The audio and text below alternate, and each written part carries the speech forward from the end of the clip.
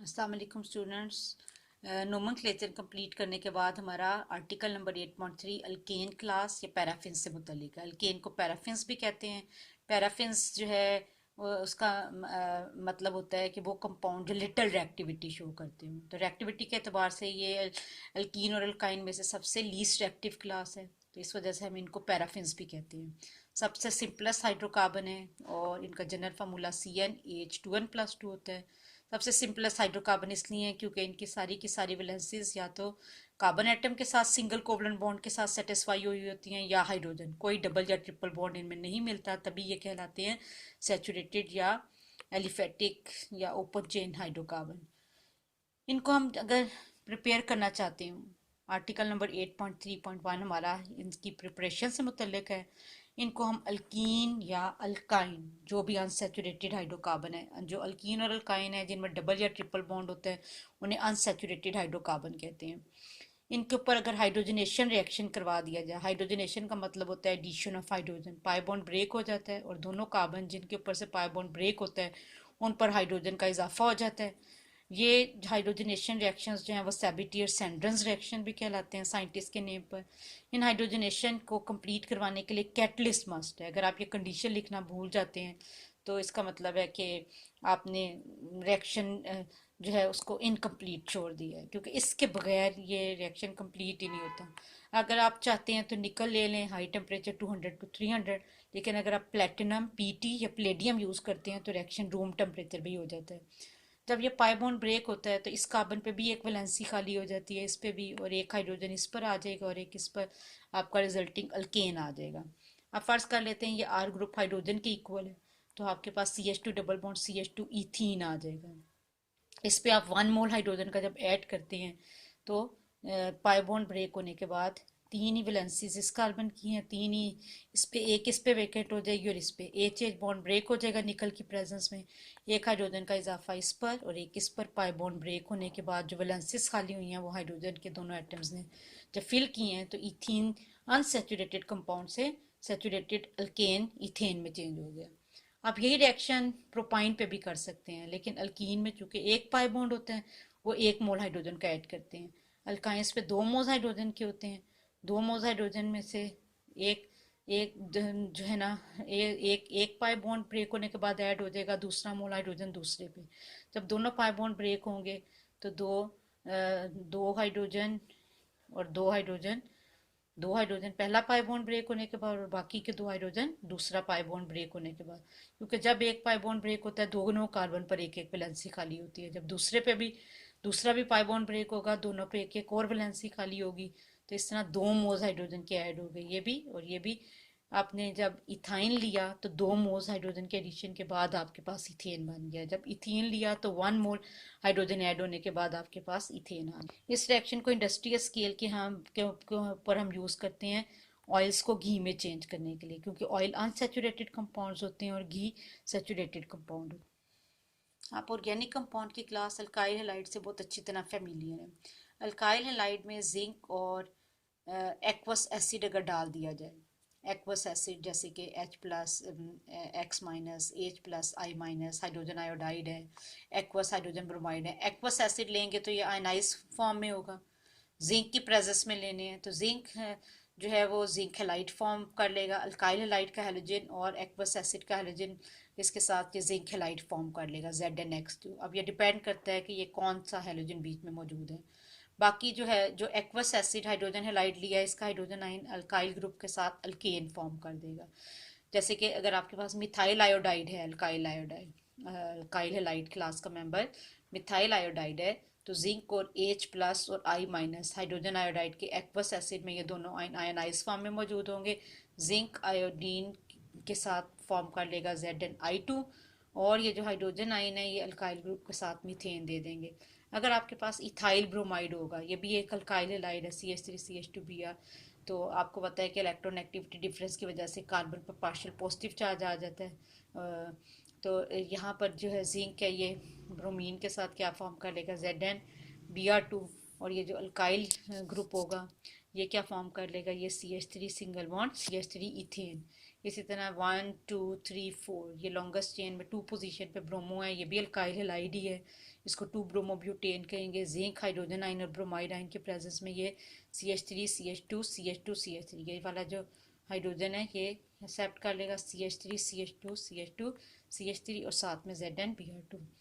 Alkyl halide से इनको prepare करने का एक और मेथड भी है कि आप जिंक और एक्वस एसिड लेने के बजाय डायरेक्ट हाइड्रोजन प्लेडियम चारकोल की प्रेजेंस में हीट कर दें, तो RX बॉन्ड भी ब्रेक हो जाएगा और HH बॉन्ड भी ब्रेक हो जाएगा।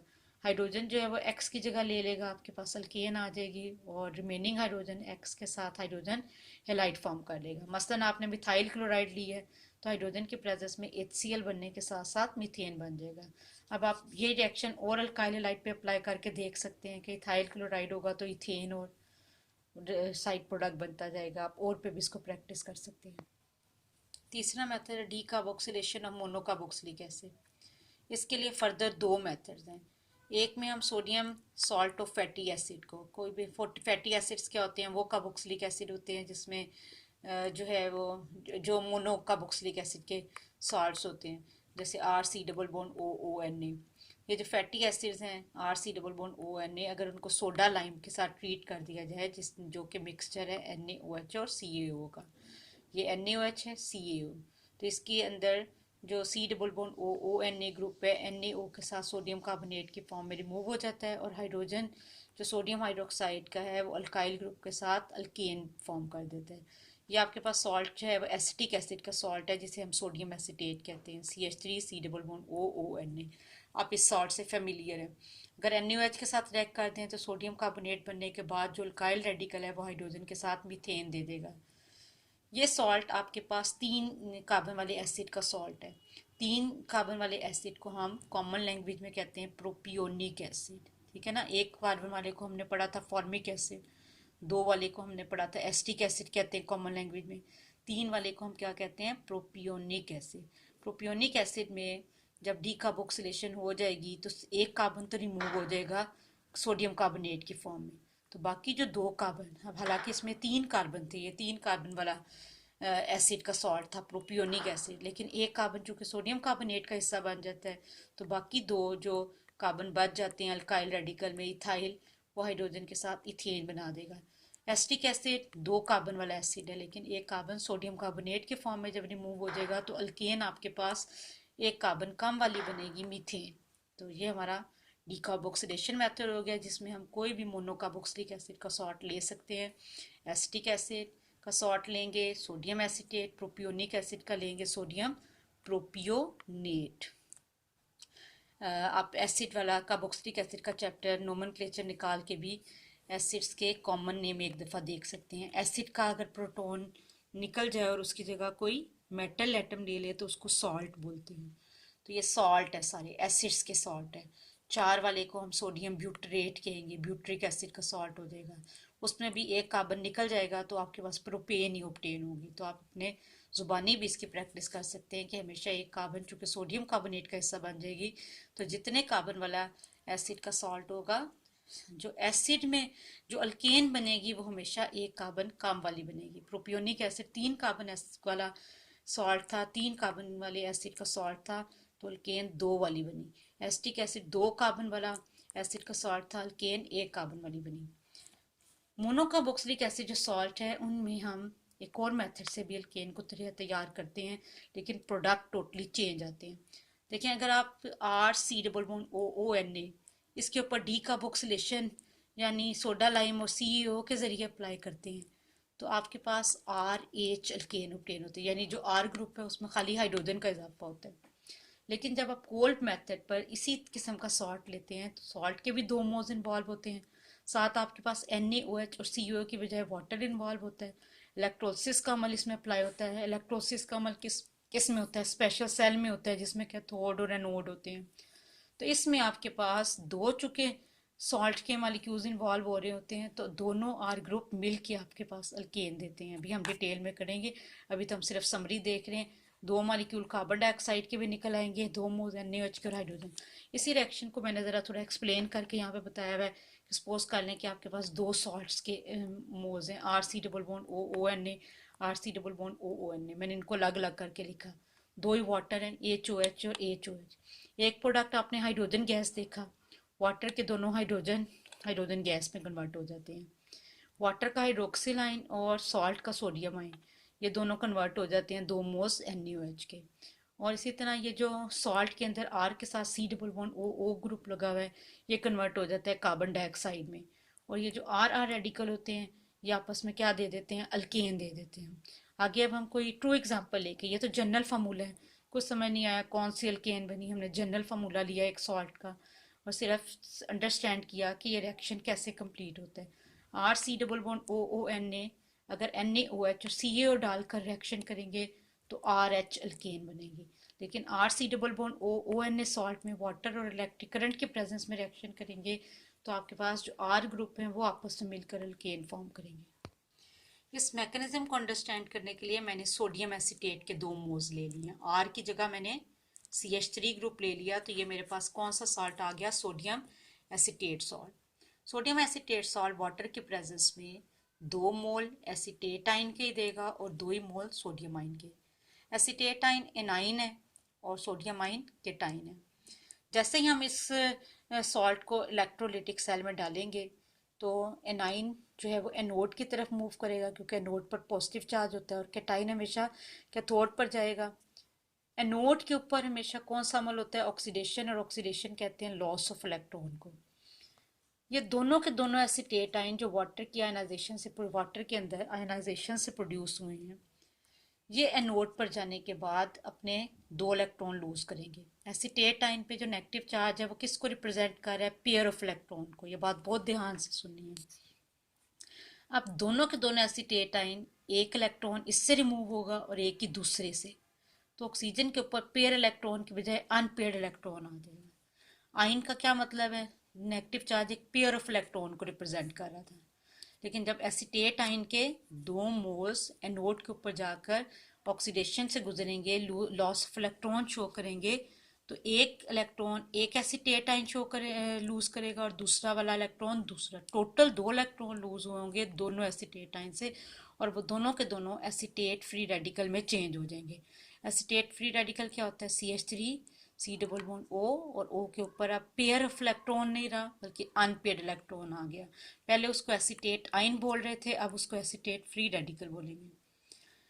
एसीटेट फ्री रेडिकल में CH3 के दरमियान और कार्बन के दरमियान जो बॉन्ड है वो एस ब्रेक हो जाएगा।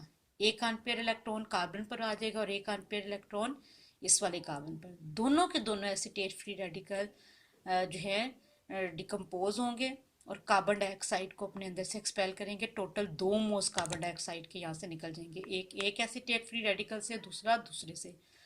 जैसे ये बॉन्ड बीच में से ब्रेक होगा तो कार्बन का अनपेयर्ड इलेक्ट्रॉन और ऑक्सीजन का अनपेयर्ड इलेक्ट्रॉन आपस में शेयरिंग करके डबल कोवलेंट बॉन्ड बना देंगे और C double bond O 2 moles carbon dioxide के यहाँ पे रिलीज हो जाएंगे। अब ये जो CH3 है, इसके अंदर इस पेयर ऑफ इलेक्ट्रॉन में से एक इलेक्ट्रॉन इस पे भी आ जाएगा, तो ये कहलाएगा मिथाइल फ्री रेडिकल। यानी यूं समझ लें कि एसीटेट फ्री रेडिकल जब 2 मोल कार्बन डाइऑक्साइड के निकाल देंगे अपने से, तो वह एसीटेट फ्री रेडिकल के बजाय 2 नए रेडिकल जनरेट करेंगे, दोनों का नाम होगा methyl free radical. Methyl free radical के अंदर कार्बन और हाइड्रोजन के दरमियान 3 बॉन्ड्स तो नॉर्मल कोवलेंट बॉन्ड है, एक अनपेयर्ड इलेक्ट्रॉन है इस पे, जो कि इस बॉन्ड के ब्रेक होने से इसके ऊपर एक इलेक्ट्रॉन पेयर आया, एक कार्बन के पास गया जिसने ऑक्सीजन से शेयरिंग करके कार्बन डाइऑक्साइड बना लिया। ये इस कार्बन के ऊपर जो आया उसने ऑक्सीजन के साथ शेयर किया और कार्बन डाइऑक्साइड बना दिया, और जो रिमेनिंग था उसने कार्बन के 3 बॉन्ड्स तो थे CH3, तो एक जो है उसके साथ क्या आ गया, अनपेयर्ड। क्योंकि 2 एसीटेट फ्री रेडिकल थे, 2 ही एसीटेट आयन थे, तो आपके पास मिथाइल फ्री रेडिकल भी 2 ही बनेंगे, 2 ही मोल कार्बन डाइऑक्साइड के। अब ये दोनों, इसके अभी 1 2 3 4 5 6 7 7 इलेक्ट्रॉन है, इसमें भी 1 2 3 4 5 6 7, ये हाईली रिएक्टिव है, ये एक दूसरे के लिए फौरन रिएक्टिविटी शो करेंगे, दोनों अपना अपना इलेक्ट्रॉन शेयर करके ऑक्टेट भी पूरा कर लेंगे, और आपके पास आर ग्रुप के ज्वाइन होने से जो भी आर ग्रुप होगा आपके फार्मूले में, अब मैंने आपको पहले जनरल फार्मूला आर के साथ करवाया था, आप किससे करवाया है, मिथाइल, और इसके साथ 2 कार्बन वाले एसिड का सॉल्ट बन गया सोडियम एसीटेट। ये 2 मोल सोडियम एसीटेट के 2 ही मोल सोडियम आयन के देंगे, 2 ही एसीटेट आयन के। ऑक्सीडेशन जब होगी तो दोनों के दोनों एसीटेट आयन एक एक इलेक्ट्रॉन रिमूव करेंगे, दोनों के दोनों acetate ion acetate free radical बन जाएंगे। आयन में इलेक्ट्रॉन का पेयर होता है, फ्री रेडिकल में अनपेयर्ड इलेक्ट्रॉन होता है।